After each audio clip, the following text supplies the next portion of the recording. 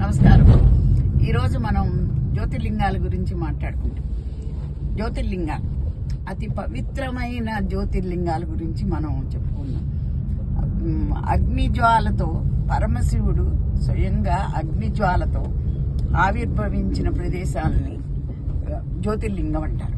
జ్యోతి అంటే వెలుగు, లింగం అంటే చిహ్నం. అది జ్యోతిర్లింగం అంటే మన సమస్త విశ్వానికి ఆది అంతం లేనివాడు శివుడే అని చాటి చెప్పే లింగం ప్రదేశాలని జ్యోతిర్లింగం అని.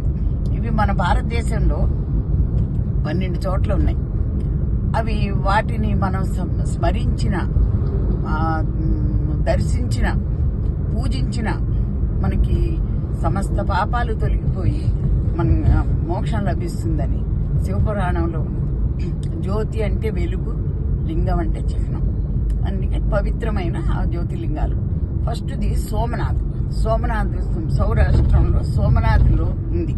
అది చంద్రుడి శాపం పోగొట్టుకోవడం కోసమని, చంద్రుడి కోరిక మీద వెలిసిన శివలింగం కాబట్టి దాన్ని సోమనాథ్ అని అంటారు. రెండవది మల్లికార్జున శ్రీశైలంలో మన ఆంధ్రప్రదేశ్లో ఉంది.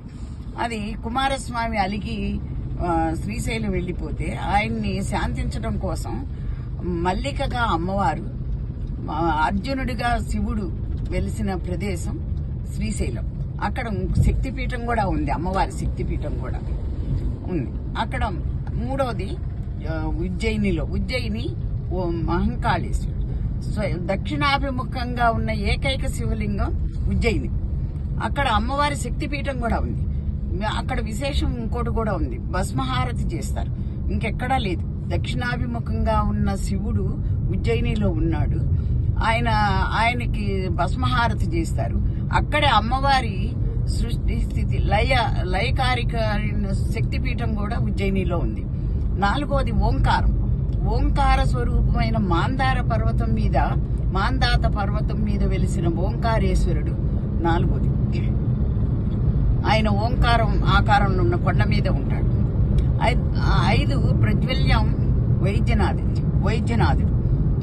ఆయన జార్ఖండ్ ప్రదేశంలో దేవగర్ అనే, ప్రస్తుతం డియో గారు అంటారు, దేవగర్ అక్కడ వెలిసాడు.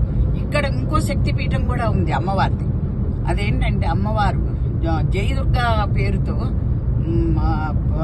గుండె, అమ్మవారి 51వ శక్తిపీఠం గుండె పడుతుంది. ఇక్కడ విశిష్టత ఏంటంటే ఈ జ్యోతిర్లింగం వైద్యనాథ జ్యోతిర్లింగం మనకి ఎటువంటి దీర్ఘకాలిక అనారోగ్యాలు ఉన్నా కూడా ఈ స్వామిని దర్శించడం వల్ల మనకి అనారోగ్యాలు పోయి ఆరోగ్యం కుదురుతుందని ఇక్కడ నమ్మకం. అట్లాగే అమ్మవారు ఇక్కడ విశిష్టత ఏంటంటే అమ్మవారి గుండెను మనకు ప్రసాదిస్తే అయ్యవారు మనకు ఆరోగ్యాన్ని ప్రసాదిస్తారు. తర్వాత నెక్స్ట్ భీమశంకర్, భీమా నది ఒడ్డున మహారాష్ట్రలో ఉన్నది. అక్కడ భీమా నది ఒడ్డున ఉన్నది అనమాట. తర్వాత రామేశ్వరం రావణుణ్ణి అంతమందించిన తర్వాత రాముడు బ్రహ్మహత్యా పాతకం పోగొట్టుకోవడం కోసం అని సైకతలింగాన్ని తయారు చేసి సీతామ్మవారితో కలిసి అక్కడ పూజలు చేశాడు. అందువల్ల నీకు అక్కడ రామేశ్వరంలో రామేశ్వరుడిగా ప్రసిద్ధి చెందారు. అదొక జ్యోతిర్లింగం. తర్వాత నాగేశ్వరం గుజరాత్ రాష్ట్రంలో దారుకావనంలో రాక్షసుల బారి నుండి ఋషులను, ప్రజలను రక్షించడం కోసమని పరమశివుడు నాగులకు అధిపతిగా వెలిసిన లింగం నాగేశ్వరం. నెక్స్ట్ కాశీ విశ్వనాథ్, అది వారణాసిలో ఉన్నది. విశ్వానికి అంతటికీ కూడా ఆయన ఆదేశించేవాడు విశ్వనాథుడు. విశ్వానికి అంతటికీ నాథుడు, విశ్వాన్ని పరిపాలించేవాడు కాబట్టి విశ్వనాథుడు అన్నాడు. అది కాశీలో ఉన్నది. త్రయంబకం, 3 బ్రహ్మ విష్ణు మహేశ్వరులు కలిసి ఒకే చోట ఉన్న శివలింగం త్రయంబకం. అది నాసిక్ దగ్గర గోదావరి నది ఒడ్డున ఉన్నది. గోదావరి నది ఒడ్డున. తర్వాత కేదార్నాథ్ ఉత్తరాఖండ్ ఉత్తరాఖండ్లో కేదార్నాథ్ అనే పర్వతం మీద కేదార్నాథ్ వెలిశారు. తర్వాత కృష్ణేశ్వర్ మహారాష్ట్రలోని షిరిడీకి దగ్గరలో ఉన్నది. కృష్ణి అని ఒక భక్తురాలికి గుర్తుగా వెలిసిన శివలింగం కాబట్టి దీన్ని కృష్ణేశ్వర్ అంటారు.